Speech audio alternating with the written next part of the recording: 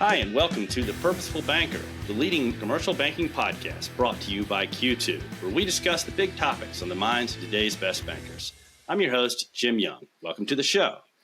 Today, I'm bringing in Keith Gray, Vice President of Strategic Partnerships for the Clearinghouse, which provides the RTP Instant Payments Rail. Keith, welcome to the show. Thank you, Jim. Thank you. So before we get into this and start talking instant payments, can you just tell us a little bit about yourself? Yeah, thanks, Jim. I've been with the Clearinghouse now for about 8 years. I came to TCH to help launch our new RTP network at the time, 7-8 years ago. We're going to talk a lot about that moving forward. Prior to that, I've been in the banking technology, payments, mobile, and online kind of space within financial services since before I had gray hair, actually. So I've been around a while at this point. Possibly the whole payment sector has brought on the gray hair as well. I'm sure it didn't hurt. And speaking engagements about instant payments, also called real-time payments. And of course, we use the term instant payments generically, so it's not confused with the Clearinghouse RTP network. Can you tell us what's different about RTP than other payment rails we're used to talking about? Yeah, and it seems like in our industry that not a lot new happened with payments for a very long time. And then about 5 to 7 years ago, we decided to do everything at once. We launched RTP, same day ACH rolled around, Zelle launched, several other payments related big initiatives. And in addition to all the great new functionality that brought, I think it also served to confuse the heck out of a lot of people, as far as what you're talking about, right? So we launched RTP 7+ years ago, and it was the first new payment rail here in the U.S. in 40+ years since we launched our ACH network, actually. So we spent a lot of time in the planning stages as an industry determining what the next generation of payment should look like here in the U.S. And then we mapped RTP functionality to that. So one of the things I find is useful is to compare it to some of our legacy payment rails.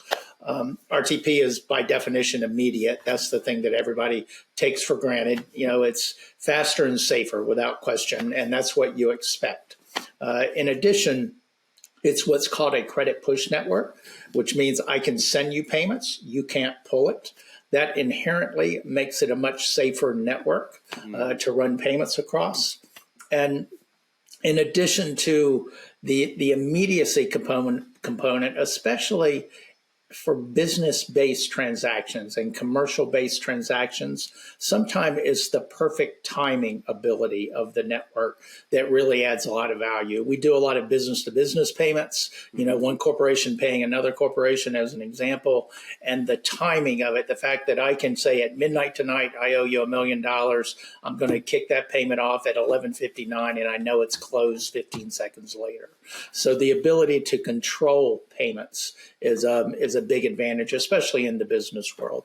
And also another huge advantage of business-based transactions is the fact that the information about the payment travels with the payment. So if you think about the way bill pay works as a good example now, a lot of times you'll get an invoice via email and then you'll go into whatever payment rail you're using and pay that bill, right? So things travel separately. With RTP, everything, the payment and the information travels together, which really makes straight-through processing possible, where something can come out of an accounts payable system and feed into an accounts receivable system and get confirmed and closed within seconds. And that's a huge advantage in the commercial sector especially. Yeah, I got to imagine that's huge when you've got, between companies, that sort of thing, multiple different accounts, different things, that sort of thing, to know that this payment is going to be paid for this particular thing, rather than you guys send us some money. Which one of these, what are you paying off here, basically? Yeah, and frankly, what we found since RTP launched, RTP provides that visibility where everybody knows what's going on both ends of the transaction. So you don't get a lot of those inbound calls where people are trying to figure out, hey, why'd you pay for this, or why'd you short pay this, or whatever it might be. So it really has made it a much cleaner process when you're thinking about payments. I think I know the answer, but I wonder if you can elaborate a little bit on what you were talking about, that ability to really control the 1159 sort of thing, and what are sort of, I guess, the advantages for that for a company to be able to control it to that degree. Yeah, and if you think about it, especially in a rising interest rate environment, and especially over the past few years, where I would think our small business sector as well has, cash has been made very, very important. I should say, even more so than it has been, right? And the ability to maintain that. So the fact that I can control my disbursements down to perfect timing is a big deal for a lot of businesses, and gives you that control and visibility is the way I talk about it to companies that are using the network. Okay, so sounds wonderful. But what's the status of the network? Like, where are we with it in the U.S. right now? And I guess, again, given our podcast listeners are primarily on the commercial side, where are we in particularly from a commercial standpoint? So kind of the things we track, the way we judge where we are as a network are the number of institutions on the network, the percentage of the U.S. account base that you can reach on the RTP network, and of course, transaction volume, the actual payments going over the network. We have, as of today, very close to 600 FIs on the network. That makes up for just under 70%, like 67% of the U.S. account base. So what that means, if you're a company like Square or Venmo, PayPal, Amazon, many others that are using the network, you can typically reach about 70% of your customer base that you're trying to pay, whoever that might be. So 67% of the accounts in the U.S. are reachable with RTP.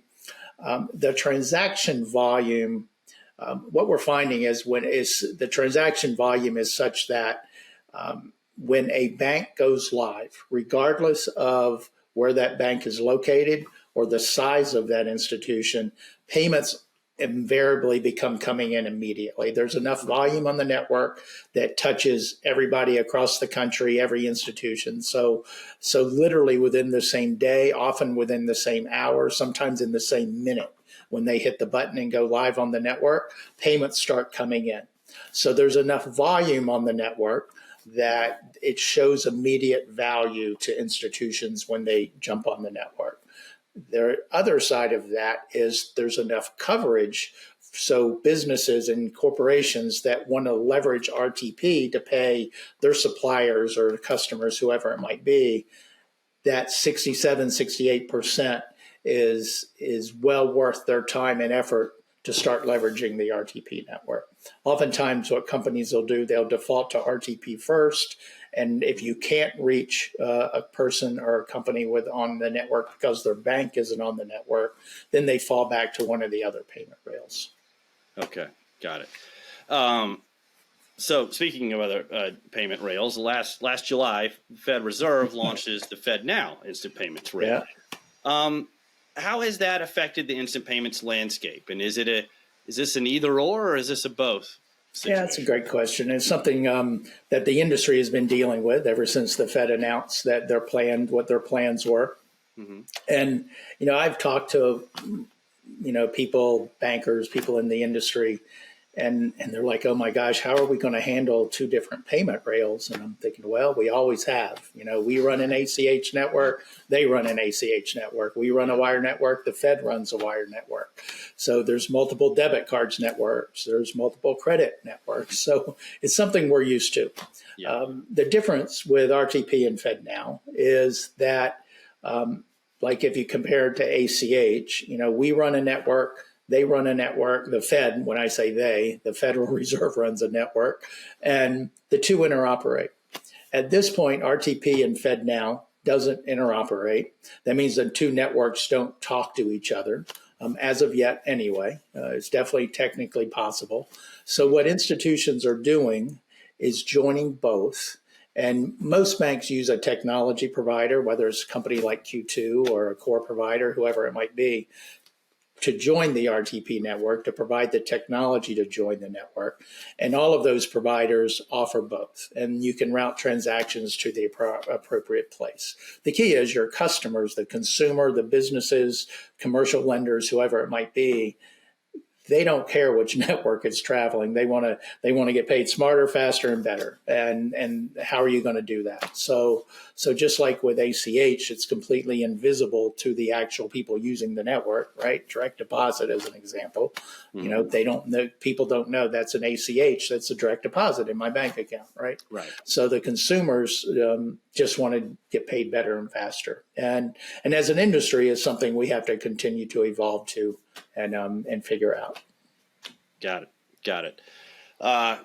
Another hot topic in payments right now is ERP, account system integration. We know from talking to our customers, a lot of them are getting pressure from their large corporate clients to provide that integration and help, get the companies to have more efficient accounting practices. And I'm wondering, are commercial banks getting that same kind of pressure when it comes to instant payments? I mean, you mentioned the numbers, the adoption numbers are rising rapidly. Yeah. But I'm sort of curious if there are any of the laggards are getting that pressure. And I'm wondering, are these two things, a little bit connected here, the ERP and account system stuff along with instant payments? They're absolutely connected. And while our RTP volume, I think we did like 80 million payments last quarter, something like that, for I forget how many billions of dollars, 2.5 billion maybe. But anyway, it's the numbers are big, and they're growing by about 15% a quarter as far as the volume that travels on the network. Mm-hmm. Now, that still just is scratching or the tip of the iceberg is a good way to put it, I guess. So there's so much more potential for how these new payment rails, RTP and FedNow both, can be leveraged to the advantage of the customer moving forward. One of the key components of that to realizing that value is broad-based open APIs that allow easy access to the payment rails. And we've known that from the beginning. It's been I say slow in coming, but maybe it's relative, I guess. Could be, you could consider it fast in coming, depending on your perspective, I guess. But we're seeing more and more of that capability launched.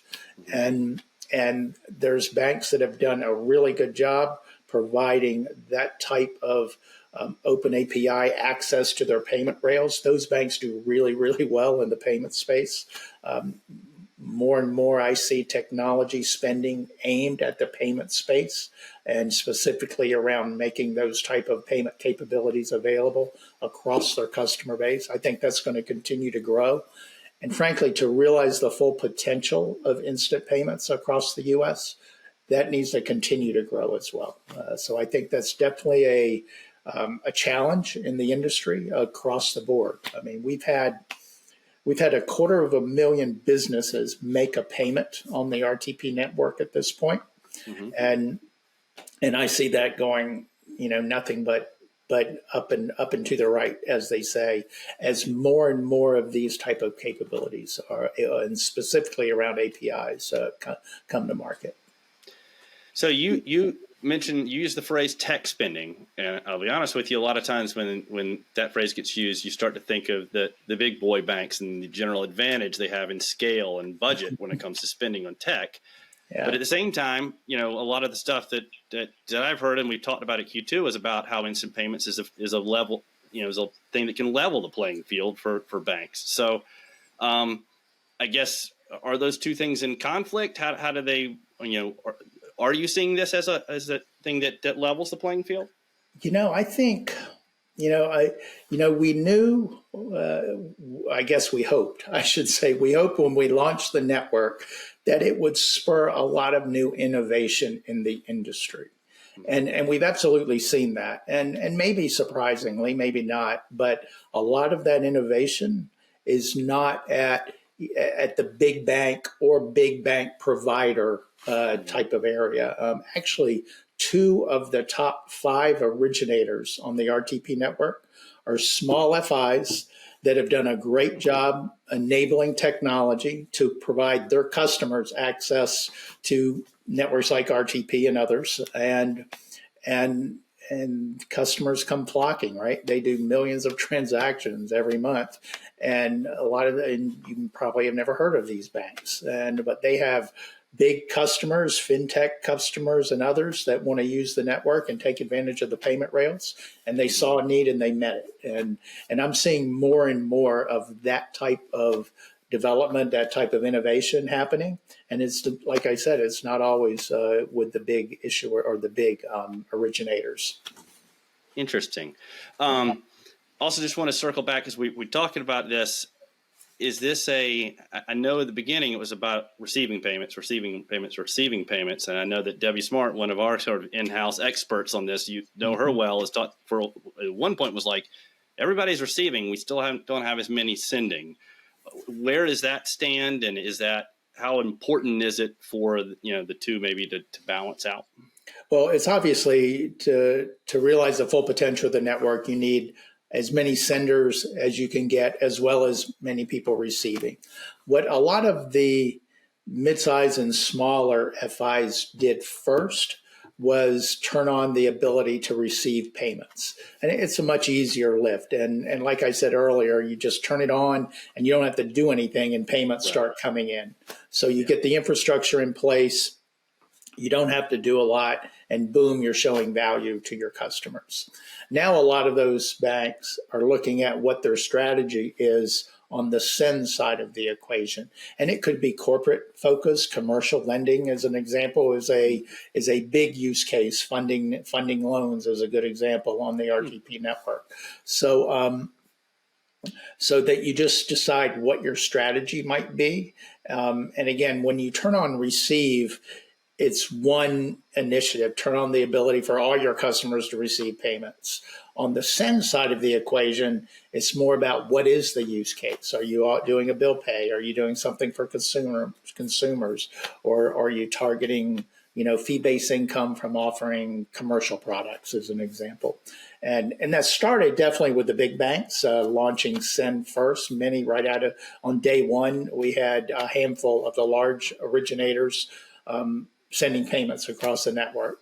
Now the small is trickling down to those, like I said, 2 of the top 5 are not big banks. So we're getting to the point where you're going to see more and more use cases that are deployed across the network. Okay. Yeah, boy. Funding commercial loans, RTP, that I'm sure that some of our listeners will be very interested in that use case in particular. Yeah. So I'm curious, where do we go from here? What do you, I guess you kind of detail what you've seen happen over the past year and where things are going. What do you expect if we're having this conversation next year or the year after that? Where do you think things will go? So we continue to look for ways to optimize the network to support different types of functionality, different types of use cases, business to business, requests for payment capability, the ability for me to send you an invoice and say, hey, I need you to pay it by this date, and the ability for you to approve it and automatically pay that right back or set it at a perfect time, right? I think you're going to see a lot of that type of functionality deployed in the business to business space and in the commercial space, right? I think you're going to see, we talked about more and more open and flexible access to APIs. So a lot of straight through processing types of use cases we're going to see over the next year or two already on the network. But I think these are big areas of growth on the network. I think we're going to be doing cross-border real-time payments very soon this year as well, which frankly would be just a big game changer for a lot of corporations, a lot of people as well. So that's kind of the areas we're focusing on. And again, we continue to grow more and more FIs getting on the network, partnering with companies like Q2. You mentioned Deb Smart. She's just a just a great resource and a great advocate for instant payments across the industry in your organization. So we're seeing, we're hopeful all of that continues, and we're definitely not taking it advantage or taking that for granted. But like I said, up and to the right, and I think that's to the benefit of the industry, which is where we need to be. So we had to wait 40 years between ACH and basically instant payments. How long do you think we'll have to wait between instant payments and the next? Thing? Yeah, I wish I had a crystal ball. You could probably make a lot of money with that kind of crystal ball. But if I were that one big thing, the next big thing is cross-border, I think. And, being able to pay anyone, anywhere, immediately. I think that's where we're headed. Yeah. Gotcha. Yeah, absolutely. It sounds interesting. And I look forward, hopefully, to catching up with you about the next future innovation on this. But before you go, it'd be remiss. We talked about instant payments here, but I believe you guys have your own podcast. Is that right? Yeah. Some 5-6 years ago, I guess, one of our guys started doing a podcast that we call Payments Nerds. And I didn't realize that's what I was, but apparently I've evolved to that. But it's really well. I don't have anything to do with it, so I can say it's really well done. It's something I enjoy listening to.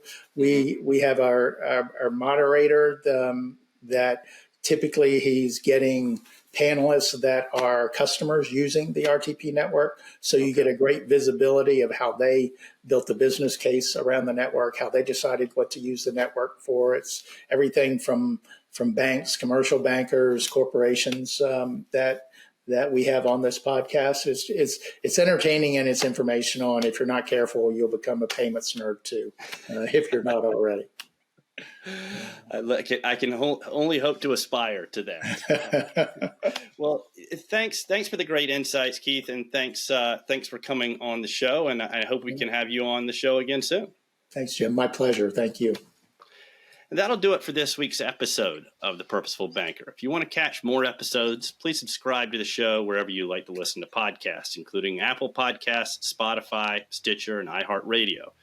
If you prefer a video, you can check out our YouTube channel. As always, we'd love to hear what you think in the comments. And remember, you can learn more about the company behind the content by visiting q2.com. Until next time, this is Jim Young, and you've been listening to Purposeful Banker.